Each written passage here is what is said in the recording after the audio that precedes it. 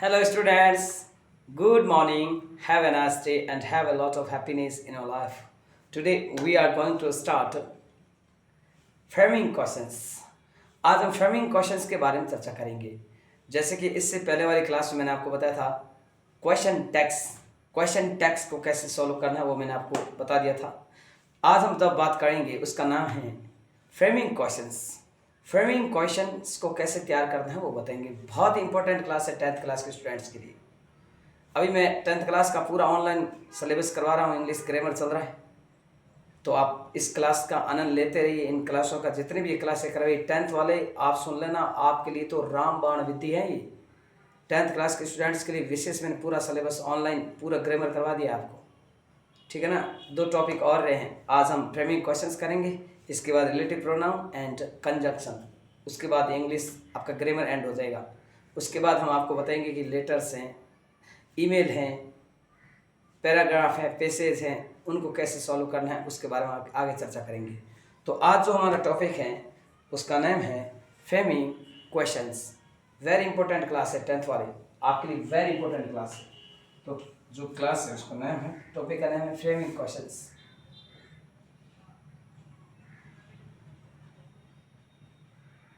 Framing questions.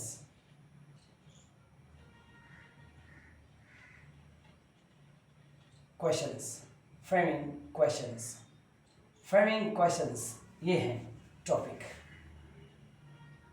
याद रखना। Framing questions, question को बनाना है, फ्रेमिंग करना है, क्वेश्चन तैयार करना है। WH वर्ड्स वाली बात करेंगे, ठीक है, क्योंकि टैग क्वेश्चंस जो ऑक्सिलरी वर्ब से बनता है वो मैंने बता दिया था। फ्रेमिंग क्वेश्चंस में भी WH वर्ड्स के ज़्यादा क्वेश्चन पूछे जाते हैं। तो WH वर्ड्स वाले, वैसे आपको पहले बता दूं कि फ्रेमिंग क्वेश्चंस की बात करें तो क्वेश्चन 2 टाइप के बनते हैं, एक WH वर्ड से, एक ऑक्सिलरी वर्ब से। WH वर्ड से और ऑक्सिलरी वर्ब से। ऑक्सिलरी वर्ब से कैसे बनते हैं वो मैंने आपको जब टेंस कराए थे तो उसके अंदर मैंने इंट्रोगेटिव जो सेंटेंस करवाए उसके अंदर बताया था। WH वर्ड से भी कैसे बनते हैं वो भी बताया था, लेकिन इसमें आपको विशेष WH वर्ड्स कुछ मैंने लिए हैं आपके लिए महत्वपूर्ण, जो एग्जाम में आपको सीधे छपे हुए मिलेंगे। तो देखिएगा, WH वर्ड्स की सीधी बात कर रहे हैं तो देखिएगा, एक बात करें हम हु, एक बात करें हम whose, whom,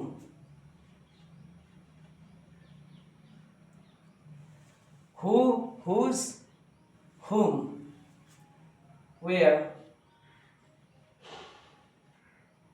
when, why, what, याद रखना। who, whose, whom, where, when, why, what। तो कितने हो गए? 3 6 7।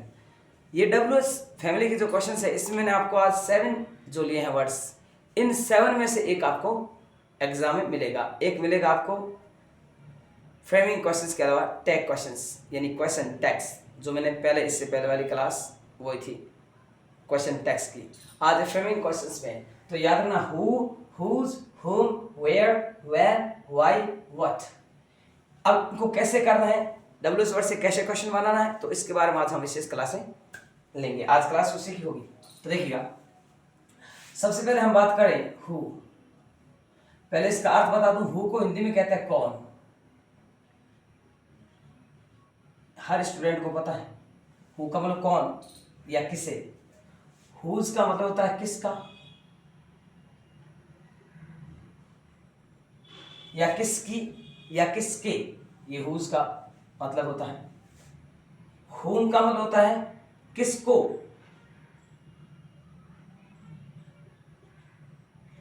किसको। वेयर का मतलब होता है कहां।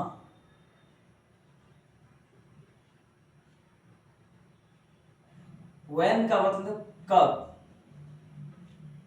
वाई का क्यों। व्हाट का क्या। अंडरस्टैंड, याद रहे। हुम कौन, हुज का किसका या किसके या किसकी, हु हुम का किसको, वेयर कहां, व्हेन कब, वाई क्यों, व्हाट क्या। ये इसके हिंदी अर्थ होते हैं। हम बात कर रहे हैं फ्रेमिंग क्वेश्चंस की। यही जब हम रिलेटिव प्रोनाउन की बात करेंगे तो रिलेटिव प्रोनाउन भी इनके बनेंगे, तो उस समय हु का अर्थ या तो कौन है फ्रेमिंग क्वेश्चंस में, लेकिन रिलेटिव प्रोनाउन जो हम बात करेंगे इसका अर्थ बनेगा जो। हुज फ्रेमिंग क्वेश्चन में तो इसका अर्थ है किसका, लेकिन जब आप रिलेटिव प्रोनाउन करोगे तो अर्थ बनेगा जिसका या जिसके या जिसकी। हुम फ्रेमिंग क्वेश्चन में इसका अर्थ है किसको, लेकिन जब हम रिलेटिव प्रोनाउन बात करेंगे तो उसका अर्थ बनेगा जिसको। वेयर कहाँ फ्रेमिंग क्वेश्चंस में, लेकिन जब आप बात करें रिलेटिव प्रोनाउन में तो इसका अर्थ बनेगा जहाँ। व्हेन कब फ्रेमिंग क्वेश्चन में इसका अर्थ है कब, लेकिन जब आप रिलेटिव प्रोनाउन की बात करेंगे तो इसका अर्थ बनेगा जब। व्हाई क्यों, वह भी क्यों। व्हाट क्या, लेकिन वहां पर जब आप बनाएंगे ना रिलेटिव प्रोनाउन उस समय इसका अर्थ जो बनेगा या जिसे। तो ये सारे याद रखना। अभी हम बात करेंगे फ्रेमिंग क्वेश्चंस की, तो ये इसके अर्थ है। अब सबसे पहले मैं हु का प्रयोग बता देता हूँ। हु को कैसे हु से कैसे क्वेश्चंस बनाने वो बता रहा हूँ सबसे पहले। तो पहले इसका स्क्रीनशॉट ले लीजिए।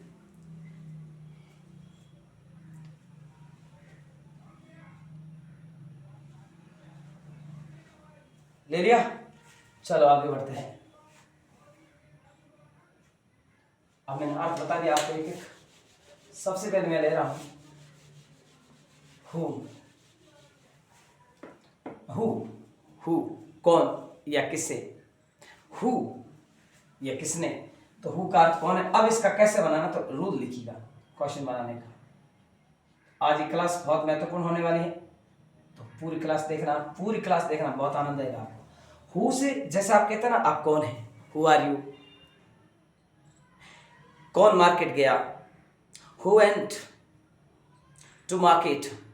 तो एक्चुअली में हु बहुत यूजफुल वर्ड है। आप प्रैकर जब जैसे अनजान कॉल आता है तो आप हिंदी में कहते हैं कौन या आप कौन हैं, इंग्लिश में कहेंगे हु आर यू।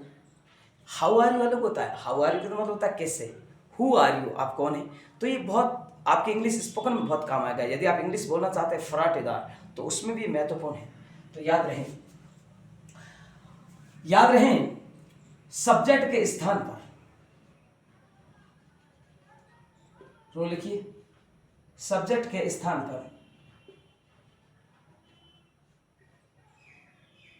पर हु का प्रयोग करें।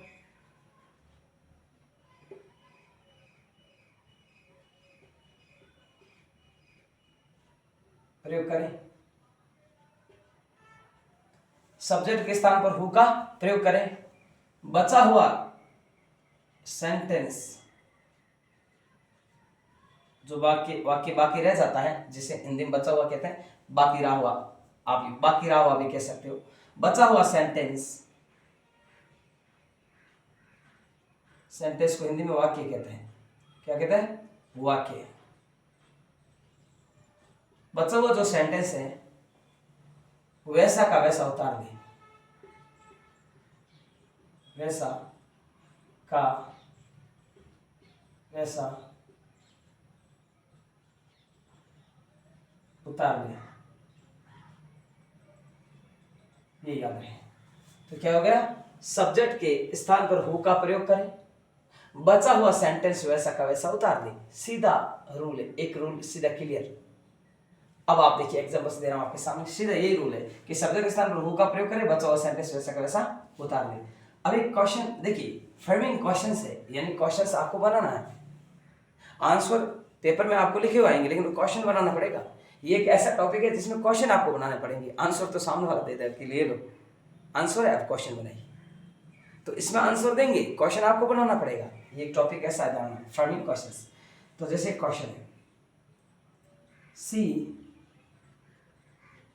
राइट्स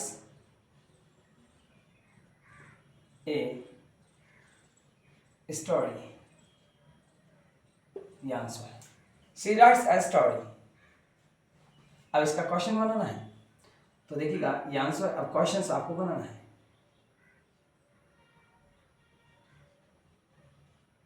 क्वेश्चंस आपको बनाना है, ठीक है। अब क्वेश्चन आप बनाएंगे, तो मैंने क्या कहा था, सब्जेक्ट के स्थान पर हु लगा दो। इसमें सब्जेक्ट क्या है, इसमें सी सब्जेक्ट है, याद रखना। सब्जेक्ट के स्थान पर हु का प्रयोग करें, तो सब्जेक्ट क्या है, सी, तो सी के स्थान पर क्या आ गया, हु। और फिर मैंने कहा बच्चा हुआ सेंटेंस वैसा का वैसा उतार दे। अब बच्चा हुआ सेंटेंस क्या है? राइट्स ए स्टोरी, तो लिख लो राइट्स, ठीक है, राइट्स अ स्टोरी। और याद रहे फ्रेमिंग क्वेश्चंस के एंडिंग में आपको क्वेश्चन मार्क करना जरूरी होता है, प्रश्न चिन्ह, क्वेश्चन मार्क। ये देखिए question mark, who rights a story, question mark, who rights a story, कहानी कौन लिखता है या कहानी कौन लिखती है। आंसर बन गया सी राइट्स अ स्टोरी, वह कहानी लिखती है। तो इस सब्जेक्ट के स्थान पर क्या आ गया? हु आ गया। बचा हुआ सेंटेंस वैसा का वैसा उतार दिया। ये हु का प्रयोग होता है, सबसे सरल होता है। आनंद आ गया? अब अगला क्वेश्चन और बता रहा हूँ आपको, क्वेश्चंस और बता रहा हूँ कुछ क्वेश्चंस। एक क्वेश्चन हो गया, एक क्वेश्चन और दे देता हूँ। जैसे आप कहेंगे Ram went to the market, Ram went to the market, ये टू लिखा हुआ है, Ram went to the market। याद रहे इसको मार्केट पढ़ना है। ये दुर्भाग्य है कि कई बच्चे इसको मार्केट पढ़ देते हैं। मार्केट नहीं होता, मार्केट, रे इसमें कम बोला जाता है, market. Ram went to the market, Ram went to the market, Ram बाजार गया। कहाँ गया? बाजार। Ram went to the market। अब क्वेश्चन क्या बनेगा? कौन बाजार गया, क्योंकि हु का प्रयोग करना है। कौन बाजार गया, तो मैंने कहा सब्जेक्ट के स्थान पर लिखना है। तो पहले आप नाम लिख दे, नाम लिखेंगे क्वेश्चन,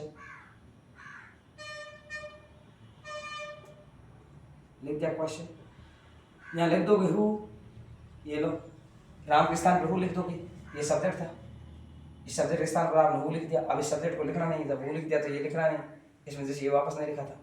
अब इसके स्थान पर आ गया हु, और बचा हुआ सेंटेंस वैसा का वैसा उतार, तो मैंने कहा था। तो बचा हुआ sentence went to the market,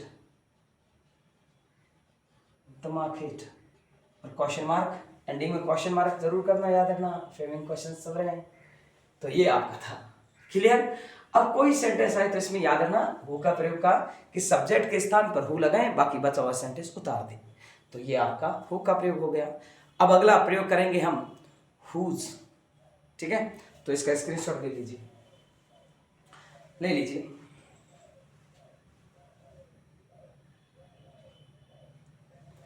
ले लिया? चलो आगे बढ़ते हैं। अब हम बात करेंगे हुज, एक एक कॉन्सेप्ट क्लियर करेंगे आज। इंग्लिश आपके लिए हलवा बना दूंगा, जो हिंदुस्तान का हर बच्चा खाना पसंद करेगा। एकदम सरल, एकदम इजी भाषा में बता रहा हूं, हर बच्चा इस क्लास को जरूर देखना। मैं कह रहा हूं आपको कुछ नहीं करना है, यूट्यूब पे जाना है, मदर क्वालिटी इंग्लिश चैनल बोल देना, सीधा आपको मिलेगा और एक क्लास मिल जाएगी। और यदि स्टूडेंट्स जो ऑलरेडी हमारा सब्सक्राइबर हैं, तो उस स्टूडेंट को तो सीधा यूट्यूब खोलते सबसे पहले आपको क्लास मिल जाएगी। तो आप रोज क्लास देखा करो, और आपके जो बहन भाई है 10th क्लास के, उन सब के पास ये क्लासें भेजो, ताकि 10th के हर स्टूडेंट्स को फायदा हो सके, ठीक है ना। सब बच्चों का भला होना चाहिए। फ्रेमिंग क्वेश्चंस चल रहे हैं। तो हमने बात क्या कर ली थी? हमने बात कर ली हु की। अब हम बात करेंगे हुज, हुज। जैसे कि इसका अर्थ मैंने बताया था, किसका या किसके या किसकी, यह अर्थ होता है। अर्थ मैंने बता दिया था हिंदी तो, लेकिन अब मैं इंग्लिश में इसका प्रयोग कैसे करना वो बताऊंगा आपको, याद रही। देखिएगा, रूल लिखिए, इसका भी रूल लिखिए। महत्वपूर्ण, रिलेटिव केस के स्थान पर हुज का प्रयोग करें। रिलेटिव केस यानी कि संबंधवाचक या संबंध कारक, इंग्लिश में कहते हैं relative case. Relative case Hindi में कहेंगे संबंध कारक, संबंध कारक इंग्लिश में रिलेटिव केस यानी संबंध कारक के स्थान पर,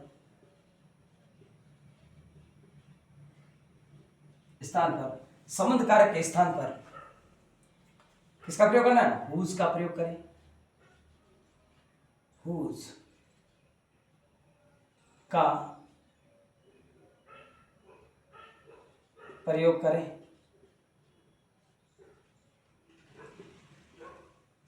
संबंध कारक के स्थान पर हुज का प्रयोग करें। क्लियर।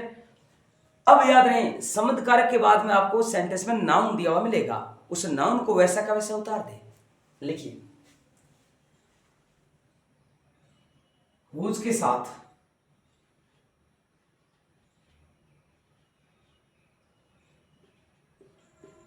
साथ नाउन का प्रयोग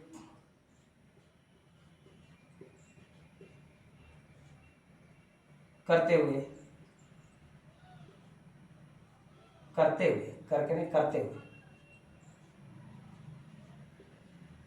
याद रहे हुज के साथ नाउन का प्रयोग करते हुए आवश्यकता अनुसार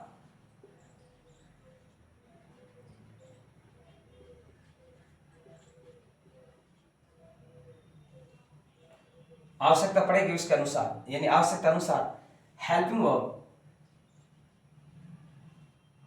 क्या लिखना है? हेल्पिंग वर्ब, जिसको ऑक्सिलरी वर्ब भी कहते हैं। क्या कहते हैं? ऑक्सिलरी वर्ब भी कहते हैं। हेल्पिंग वर्ब, आवश्यकता अनुसार हेल्पिंग वर्ब का प्रयोग करें। शेष वाक्य को वैसा का वैसा उतार दिए, यानी बचे हुए बचा हुआ सेंटेंस है, बचा हुआ जो वाक्य है, शेष वाक्य का वैसा का शेष वाक्य को वैसा का वैसा उतार दे। वैसा का वैसा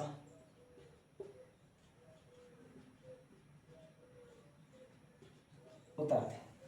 ठीक है, क्लियर। अब आप इसका स्क्रीनशॉट दीजिए। बहुत ही शानदार रूल है। रिलेटिव केस यानी संबंध कारक, रिलेटिव केस यानी संबंध कारक के स्थान पर हुज का प्रयोग करें। हुज के साथ नाउन का प्रयोग करते हुए, यानी रिलेटिव केस में नाउन आएगा, अभी मैं सेंटेंस लिखूंगा। नाउन क्या, रिलेटिव केस के साथ नाउन दिया हुआ होता है, उस नाउन को हुज के बाद वैसा वैसा प्रयोग करना साथ में। अभी सेंटेंस बताऊंगा आपको।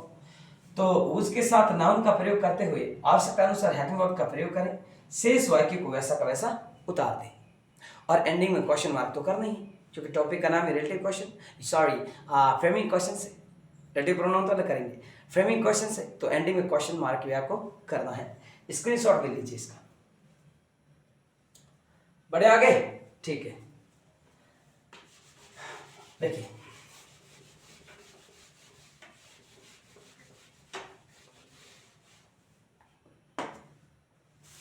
जैसा आप कहेंगे सी बाउट, बाई का सेकंड फॉर्म होता है। बाउट में होता है खरीदा, बाई में होता है खरीदना, और बाउट में होता है खरीदा। सी बाउट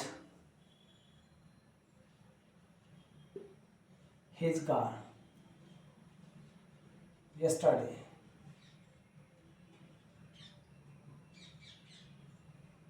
ये देखिए, ये आंसर तो दिया हुआ है, अब क्वेश्चन आपको बनाना है।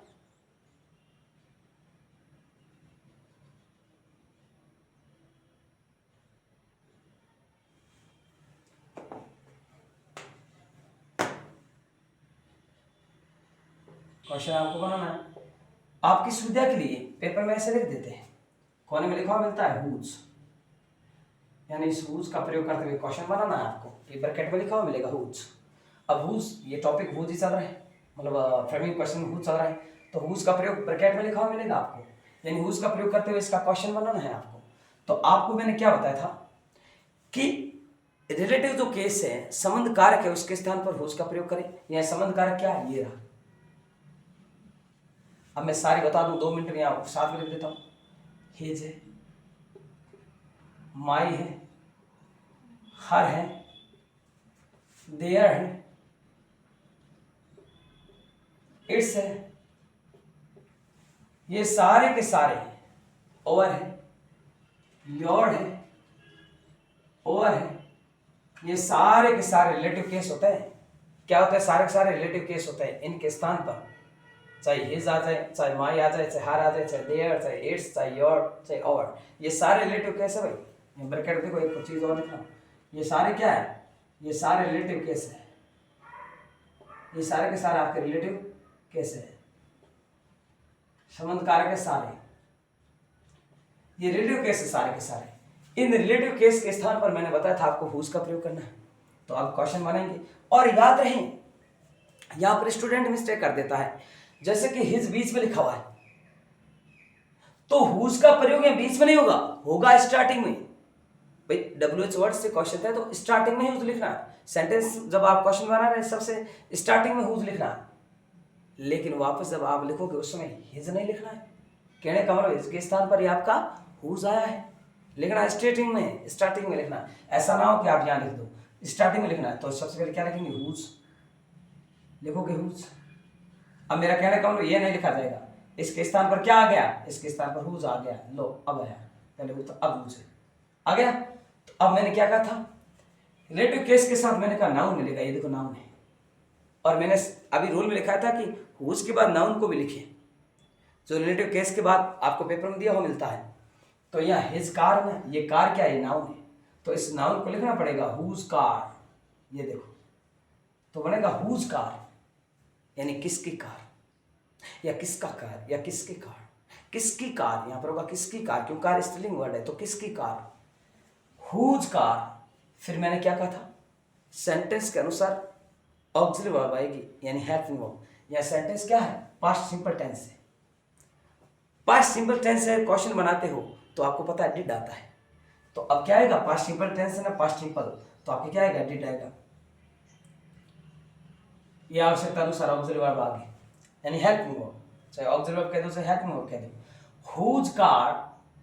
हुज कार डिड, और फिर मैंने क्या कहा था, से सेंटेंस को वैसा का वैसा उतार दो। तो हुज कार डिड, अब सी का सी लिखोगे,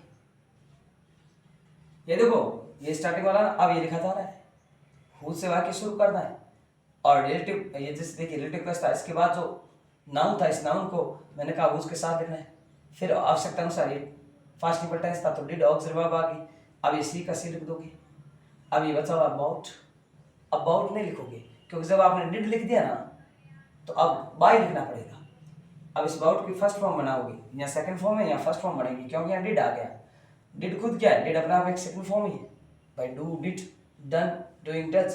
तो डिड जब क्वेश्चन बन गया तो अब ये बाय आएगा, यहाँ पर अबाउट था लेकिन यहाँ पर बाय बन गया।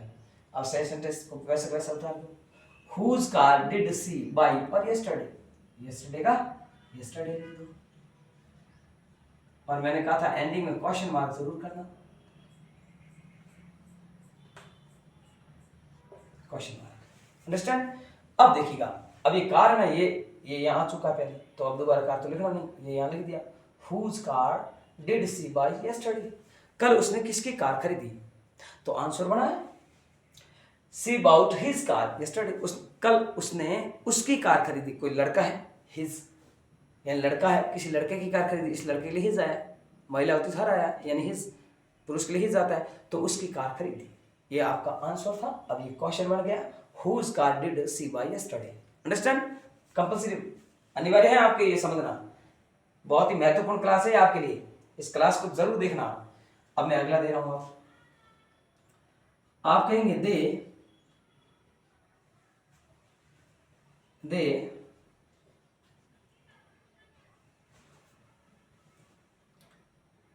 teach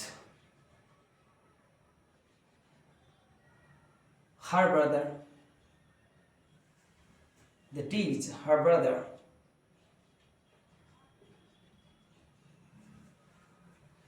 teach her brother daily। ये आंसर दे रखा है। अब क्वेश्चन बनाना है, दे मतलब वे हर ब्रदर उसके भाई को रोज पढ़ाते हैं, डेली मतलब रोज, और हर टीच मतलब तो पढ़ाते हैं। देखिए पढ़ना खुद पढ़ते हो आप तब तो होता है रीड या स्टडी, लेकिन जब कोई पढ़ाता है तो वो टीच होता है। जैसे आप किसी को पढ़ा रहे हैं तो आप टीच कर रहे हैं, आप खुद पढ़ रहे हैं तो रीड कर रहे हैं या स्टडी कर रहे हैं, या रीड या स्टडी तो खुद पढ़ते हैं, लेकिन टीच होता है तो दूसरा पढ़ाता है आपको। तो अब देखिएगा, they teach her brother daily, वे उसके भाई को रोज पढ़ाते हैं। अब आपको क्वेश्चन बनाना है,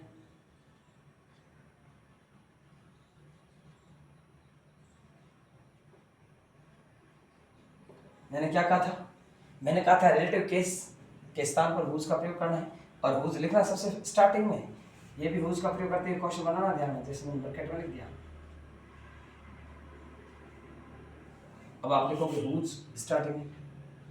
अब ये हुज किसके स्थान पर माना जाएगा? ये हर के स्थान पर माना जाएगा। हर देखिए रिलेटिव केस है, मैंने सारे बता रखे ऊपर देखो, तो हर के स्थान पर हुज लिख दिया।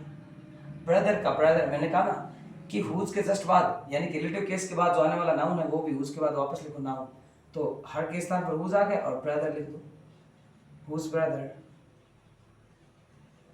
ब्रदर का मतलब भाई होता है, आपको पता है।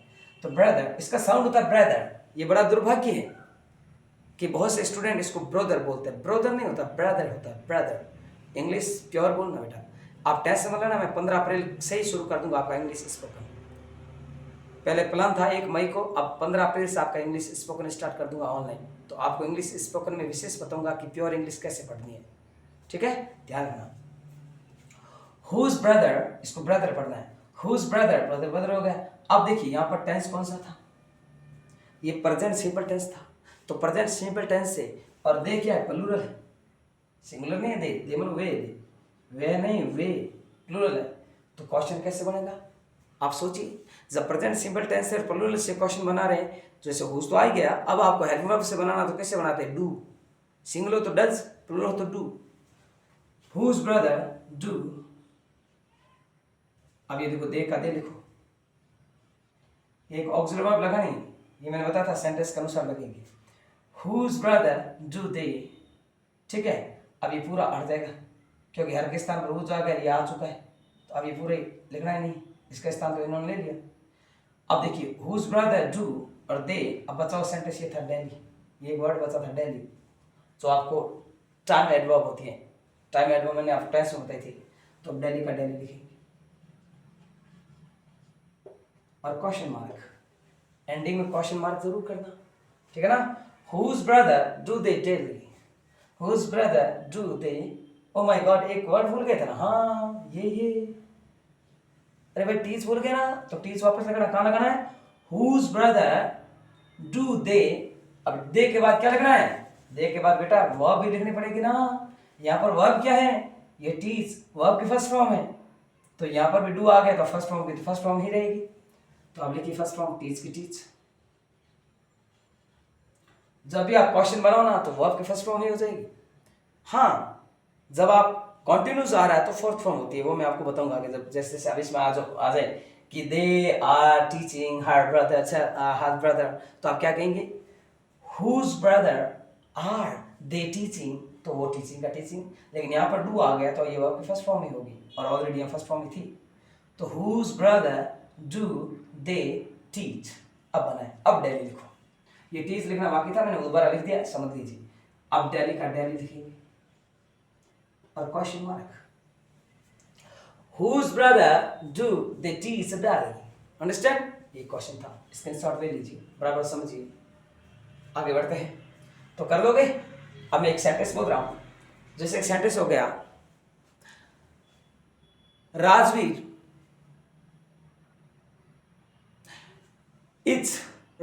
Is teaching her brother, Rajveer उसके भाई को पढ़ा रहा है, Rajveer is teaching her brother. तो अब क्वेश्चन क्या बनेगा? हुज ब्रदर इज, देखो इसका ऑक्सिलरी वर्ब जो आए ना कॉन्टिन्यूस, कॉन्टिन्यूस में ऑक्सिलरी वर्ब वैसे वैसी रह जाती है। तो whose brother is Rajveer teaching. अब यहाँ इज आर एम आई, तो वर्ब की फोर्थ फॉर्म ही रहेगी, कॉन्टिन्यूस में वर्ब की फोर्थ फॉर्म ही रहेगी क्वेश्चन बनते समय भी। लेकिन याद रखना, सिंपल टेंस, चाहे प्रेजेंट सिंपल टेंस हो, चाहे पास्ट सिंपल टेंस हो, और फ्यूचर तो था ही सब में, चाहे प्रेजेंट सिंपल टेंस हो चाहे पास्ट सिंपल टेंस हो, जब इसका आप क्वेश्चन बना रहे हैं ना, तो ऑक्सिलरी वर्ब के बाद आने वाली वर्ब की फर्स्ट फॉर्म करनी होती है। लेकिन जब कंटिन्यूस से बन रहा हो तो कंटिन्यूस फॉर्म में रहेगी। एक मैं बना देता हूं, जैसे आपने कहा सी watch teaching, she was teaching his sister,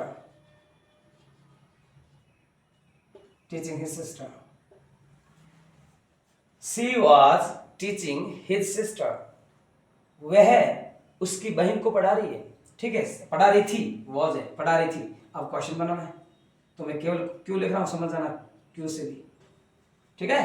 तो क्वेश्चन बना रहे हैं, तो क्या बनाने वाला है, हुज से प्रयोग वाला है बताना है। तो ब्रैकेट में हुज लिखा हुआ है, ये लो, इसे बनाना है। तो लिखोगे हुज,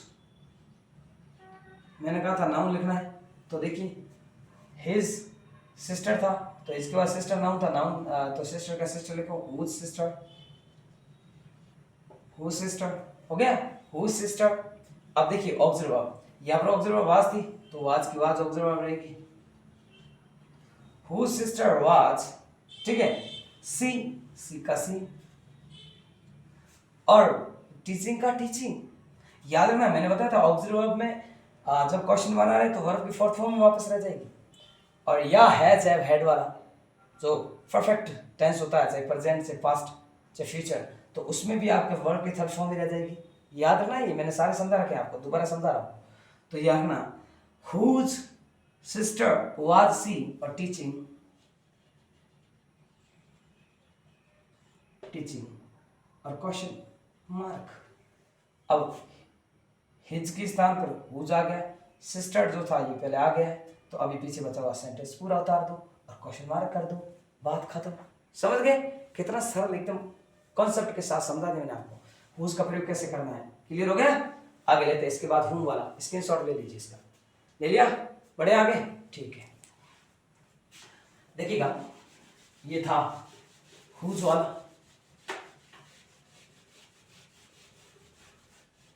जो स्टूडेंट हमारी क्लास से लगातार देखता है उसको मैं गारंटी के साथ कह सकता हूं उसको बहुत कुछ आता है, इंग्लिश उसको बहुत शानदार हो गई है। जो स्टूडेंट लगातार हमारी क्लास देखता है आज तक, मैंने आपको 1 जनवरी से क्लास स्टार्ट की थी ऑनलाइन, 1 जनवरी से, 1 जनवरी से आज तक जो स्टूडेंट लगातार हमारी क्लास ले रहा है ना, उसको ये बहुत कुछ इंग्लिश सिखा दिया मैंने।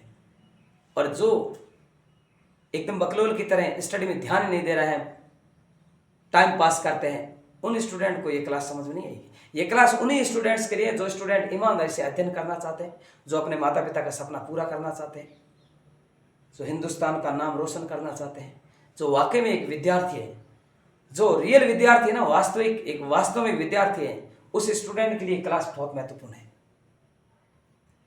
जो बिना मन के आते हैं उनके लिए क्लास नहीं, ये क्लास सिर्फ पढ़ने वालों के लिए। यदि आप पढ़ना चाहते हैं, अपने माता पिता का नाम रोशन करना चाहते हैं, तो मेरी क्लास आज तक की आप पूरी देख लेना, आपको बहुत डीपली समझाया हुआ है, ठीक है, याद रखना। अब हम बात करेंगे हु, किसकी बात करेंगे बेटा, हु, याद रखना प्यारे बच्चों, हुम की बात करेंगे। हुम का अर्थ जैसे मैंने बताया था किसको, अर्थ मैंने हिंदी में बताया था किसको, लेकिन इंग्लिश में आपको बताना है। अब मैं बताऊंगा कैसे क्वेश्चन बनाना है, किसको, अंडरस्टैंड, किसको। तो अब रूल लिखिए इसका,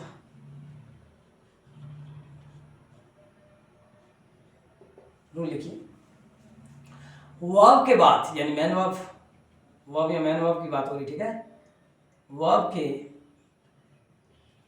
बाद आने वाले, वर्ब के बाद आने वाले नाउन या प्रोनाउन, नाउन या प्रोनाउन,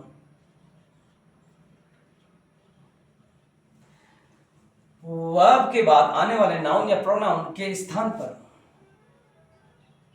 के स्थान पर, के स्थान पर हुम का प्रयोग करें, हुम का प्रयोग करें।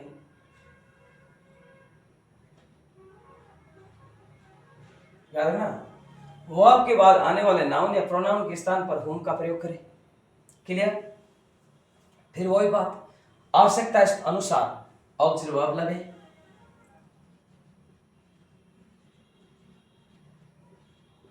आवश्यकता अनुसार, आवश्यकता अनुसार ऑक्सिलरी वर्ब, चाहे हेल्पिंग वर्ब कह दो चाहे ऑक्सिलरी वर्ब कह दो, एक ही बात है। हेल्पिंग वर्ब, हेल्पिंग वर्ब मतलब हिंदी होता है सहायक क्रिया, इसको ऑक्सिलरी वर्ब भी बोलते हैं, ऑक्सिलरी वर्ब। याद रहे, ऑक्सिलरी वर्ब को ही बोलते हैं हेल्पिंग वर्ब, तो चाहे हेल्पिंग वर्ब के दो चाहे ऑक्सिलरी वर्ब के दो, एक ही बात है। तो आवश्यकता अनुसार हेल्पिंग वर्ब या ऑक्सिलरी वर्ब का प्रयोग करें। वही बात आवश्यकता अनुसार कैसे प्रयोग होगा अभी मैंने बताया था आपको, सारे सेंटेंस प्रयोग करें। शेष सेंटेंस को उतार दें। शेष सेंटेंस, सेंटेंस यानी वाक्य, शेष सेंटेंस को उतार दें। क्या कर दें? उतार दें, यानी वैसा का वैसा उतार दें, वैसा का वैसा उतार दें। तो देखिएगा, वर्ब के बाद आने वाले नाउन या प्रोनाउन के स्थान पर हुम का प्रयोग करें, आवश्यकता अनुसार हेल्पिंग वर्ब या ऑक्सिलरी वर्ब का प्रयोग करें और शेष सेंटेंस को उतार दें। ये आपका रूल हो गया। देख लीजिए, लिख लीजिए, स्क्रीनशॉट ले लीजिए, या नोट्स बना रहे तो बहुत ही अच्छी बात है, नोट्स बनाते रहिए। स्क्रीनशॉट ले लिया, आगे बढ़ते हैं।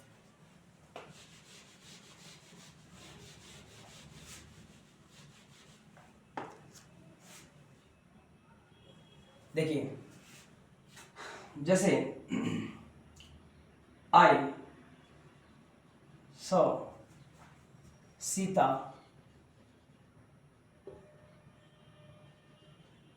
in the temple,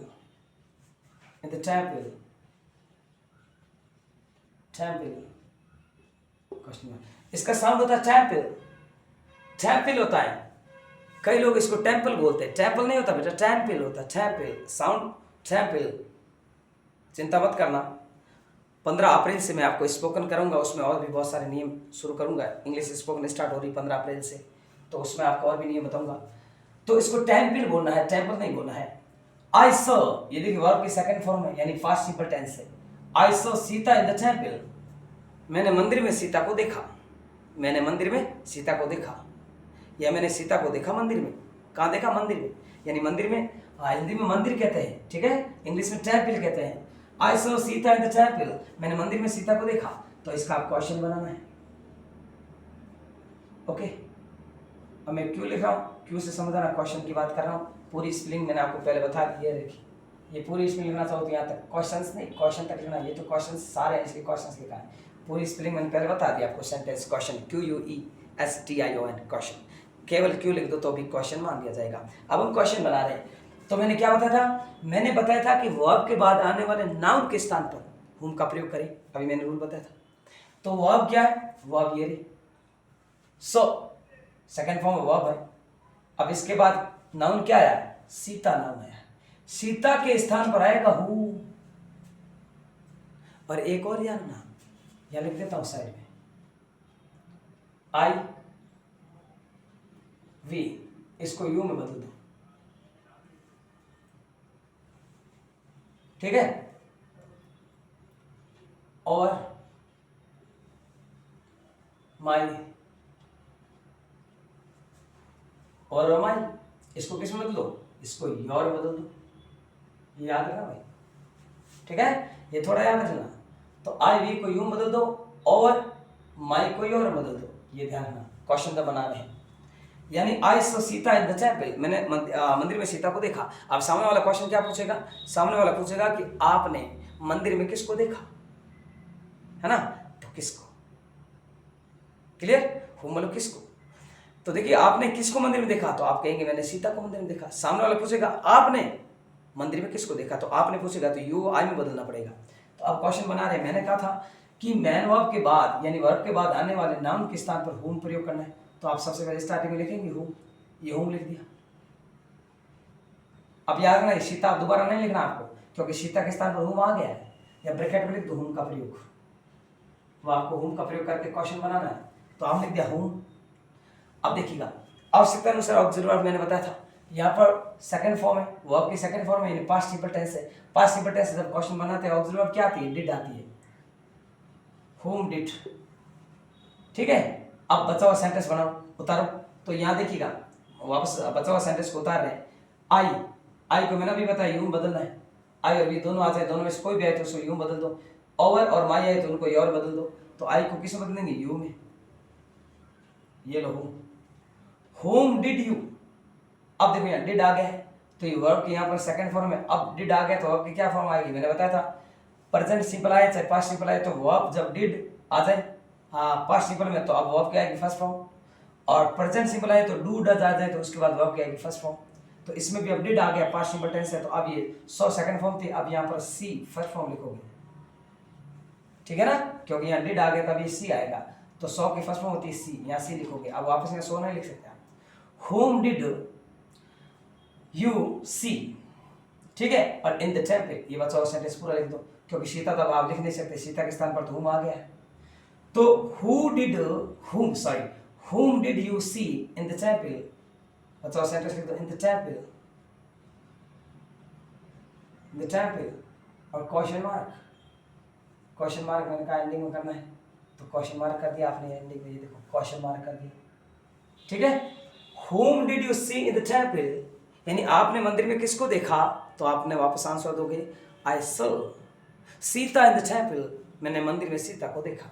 तो क्वेश्चन बनेगा आपने मंदिर में किसको देखा, तो whom did you see in the temple, आपने मंदिर में किसको देखा, ये क्वेश्चन बन गया। तो whom का अर्थ होता है किसको, ये क्वेश्चन बन गया, देख लीजिए। एक और देता हूं, जैसे आप कहेंगे सी, ठीक है, इसके बाद सी, देखिए taught, taught TAUGST, taught, C taught Ajay yesterday,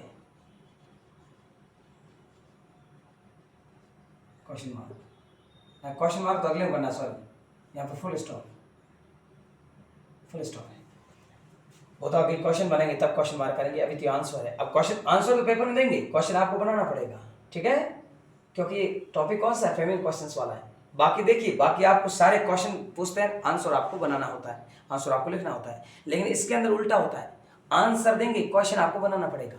इसलिए इस टॉपिक का नाम है फेमिनिन क्वेश्चंस, ग्रामर का टॉपिक है, ध्यान रखना। सी टॉट अजय यस्टरडे, उसने अजय को कल पढ़ाया, उसने कल अजय को पढ़ाया, यस्टरडे मतलब बीता हुआ कल, ये टी है, ये कर दिया वापस, तो उसने, ये भी टी है, टॉट, उसने कल अजय को पढ़ाया। अब क्वेश्चन बनेगा उसने कल किसको पढ़ाया, तो देखिएगा आप क्या करेंगे, क्वेश्चन, क्वेश्चन बनेंगे, तो मैंने कहा था होम बनेगा, ये होम किसके स्थान पर है, अजय के स्थान पर आ गया, क्योंकि मैंने बताया वर्ब के बाद आने वाले नाउन के स्थान पर होम आता है, नाउन या प्रोनाउन के स्थान पर, ब्रैकेट में लिख दूं होम का प्रयोग, होम वाला चल रहा है, तो होम लिखोगे। अब सेंटेंस के अनुसार ऑब्जेक्ट वर्ब लगो, या सेंटेंस क्या है, यहाँ भी पास्ट सिंपल टेंस है, टॉट सेकंड फॉर्म है, तो डिड बनेगा, होम डिड सी। अब ध्यान, आई का तो यू बनता है, लेकिन सी का सी रहेगा, ही का ही रहेगा, नेम आ जाए यहाँ अजय, अंजलि, भावना, सुनीता, ठीक है, कोई भी नेम आ जाए तो नेम भी वैसा का वैसा रहता है, और ही सी इट ये भी वैसा का वैसा रहता है। केवल आई वी आई तो यू बदल दो, और माई आई तो योर बदल दो, बाकी वैसा का वैसा लिखना है। तो होम डिड ही, सी का सी हो जाएगा, सी में कोई परिवर्तन नहीं होगा, होम डिड सी। अब देखिए यहाँ पर देखिए डिड आ गया, तो अब टॉट ही सेकंड फॉर्म है, यहाँ फर्स्ट फॉर्म बनेगी teach, teach, whom did she teach, और यस्टरडे का यस्टरडे, ध्यान रखना, अंडरस्टैंड, और क्वेश्चन मार्क करना है एंडिंग में, क्लियर। अब देखना अजय आप लिख नहीं सकते, क्योंकि अजय के स्थान पर होम आ गया, whom did she teach yesterday. अब यहाँ देखिए डिड लिख दिया, तो यहाँ पर टीच की फर्स्ट फॉर्म, टॉट की फर्स्ट फॉर्म बन गई टीच, क्योंकि यहाँ डिड आ गया तभी फर्स्ट फॉर्म लिखेंगे, यहाँ सेकंड फॉर्म थी, यहाँ फर्स्ट फॉर्म बन गई, क्योंकि डिड आ गया तो डिड के बाद फर्स्ट फॉर्म आएगी। Whom did she teach yesterday, कल उसने किसको पढ़ाया, तो आप कहेंगे सी टॉट अजय यस्टरडे, कल उसने अजय को पढ़ाया, ये क्वेश्चन बन गया, अंडरस्टैंड। तो होम का प्रयोग हो गया, स्क्रीनशॉट ले लीजिए, इसका बहुत महत्वपूर्ण क्लास है, क्लियर। आज हमने हु, होम और हुज, हुज, होम, इनके बारे में मैंने आपको कॉन्सेप्ट क्लियर करा दिया, क्वेश्चन कैसे करना है।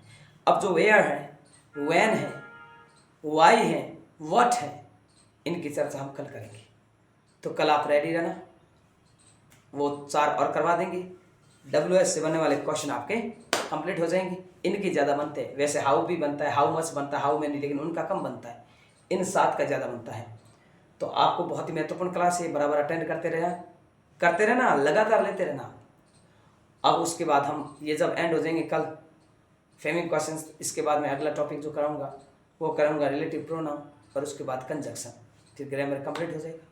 फिर एक दिन बड़ी रिवीजन क्लास रखेंगे, और फिर आपको एक दिन स्टोरी, लेटर और पैसेज कैसे छांटने हैं, और उसके अलावा आपको पैराग्राफ ये भी बताएंगे। ठीक है, तो लगातार क्लास लेते रहिए, मैं हमेशा आपके साथ हूँ। All the best, take care of your health, see you again tomorrow. जय हिंद, जय भारत, ऑल द बेस्ट।